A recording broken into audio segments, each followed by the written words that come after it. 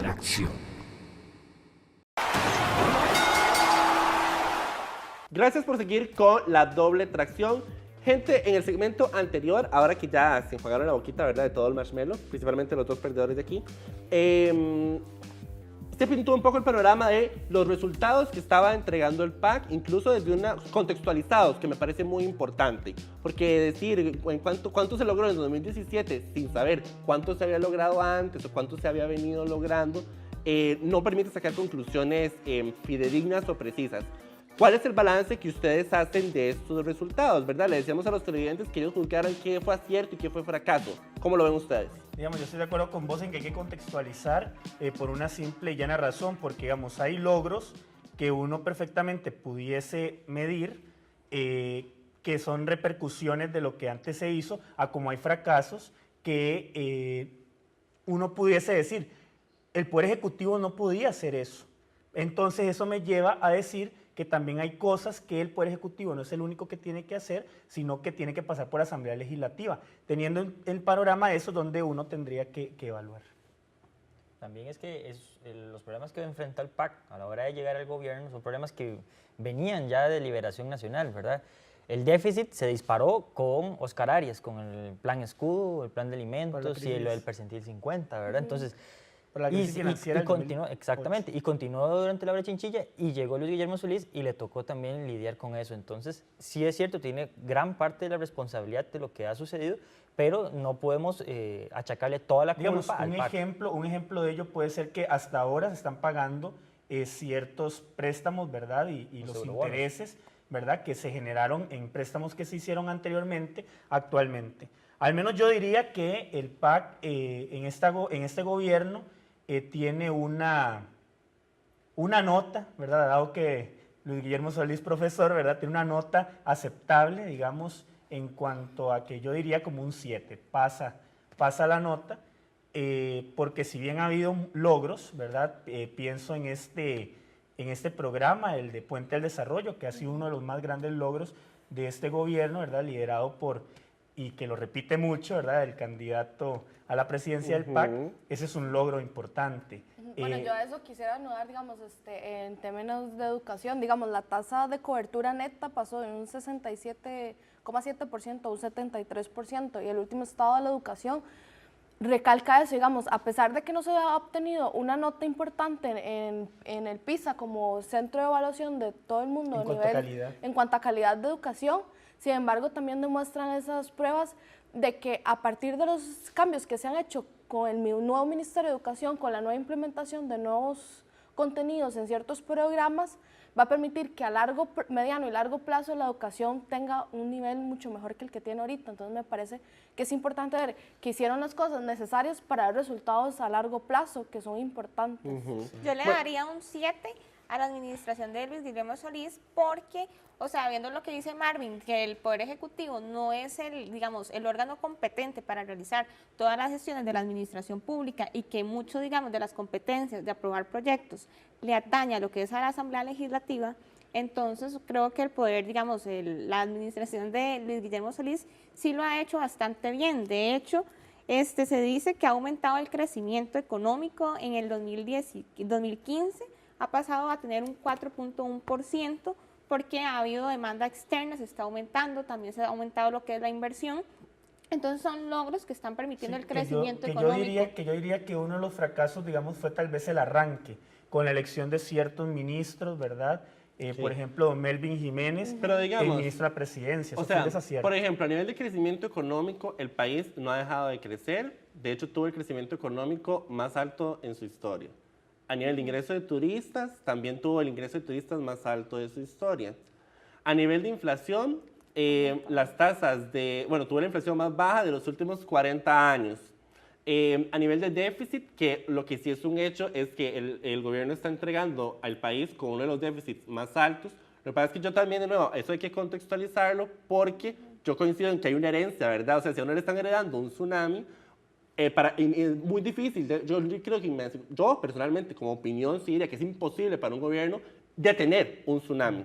Creo que uno puede aplacar un tsunami, mitigar un tsunami. Y si uno ve las tasas de crecimiento del déficit, las tasas más bajas se concentran en la administración Solís, mientras que las más altas se concentran en las administraciones anteriores con tasas de 3%, 5%, las menores a 1 están o 2 administraciones atrás o en esta administración de Luis Guillermo Solís.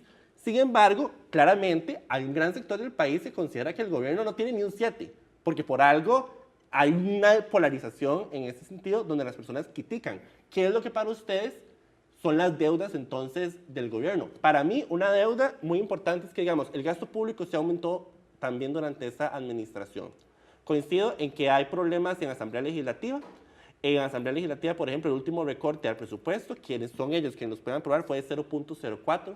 Usted me va a disculpar, pero si usted como diputado me viene a mí a después decir en los medios, ¡qué barbaridad! Es que hay que recortar el gasto público, y usted tiene la potestad de aprobar o no un presupuesto del Poder Ejecutivo, usted más vale que le quite más de 0.04 a ese presupuesto. Sí. Otra cosa es algo que hemos leído y estamos todavía investigando desde la producción sobre un acuerdo que cuando Luis Guillermo Solís asumió, él aumentó en alrededor de un 4% los salarios del sector público para equiparar los salarios de las personas, acatando un acuerdo de 2007, en que estaba en un decreto.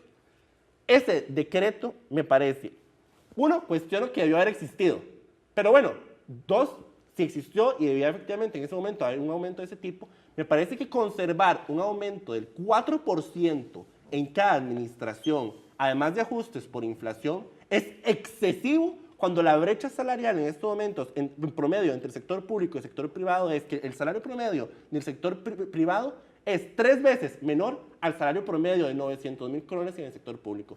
Eso me parece un fracaso del gobierno PAC. ¿Qué otros? Sí, que digamos, era lo que decías, para mí, digamos, pasa por una cuestión mediática y de los medios de comunicación. Y, digamos, ¿qué es lo que hace, digamos, de que las zonas costeras y eso no califiquen ni siquiera con un 7? Esa cuestión de los medios de comunicación. Casos, por ejemplo, como el cementazo, porque la bandera más grande del PAC ha sido siempre el valor ético, ¿verdad?, del partido. Entonces, ver un caso como este, donde está involucrado, o se vislumbra que está involucrado el presidente de la República, eso golpea mucho, digamos, a la cuestión Bueno, ética. sobre todo cuando tenemos la cultura que reduce el gobierno, o sea, que reduce el Estado al Poder Ejecutivo, ¿verdad? Al Poder Ejecutivo, exacto. Y además de eso, digamos, también lo que decía, digamos, de algunos ministros que fue colocando, don Melvin Jiménez, ¿verdad?, en cuanto al ministro de la Presidencia y su relación con la Asamblea Legislativa, también la ministra de Cultura, ¿verdad?, con el caso del FIA. Okay. Yo le sumaría al de comunicación que hizo la barbaridad, bueno, aparte de todo lo del aguacate, de llegar a una cadena de comida rápida y llegar y decirle, aquí en Costa Rica sí hay, o sea, y se vio que hubo una escasez enorme. O sea, esas son personas que yo creo que actuaron de manera compulsiva en ese momento y no es una buena imagen para el PAC.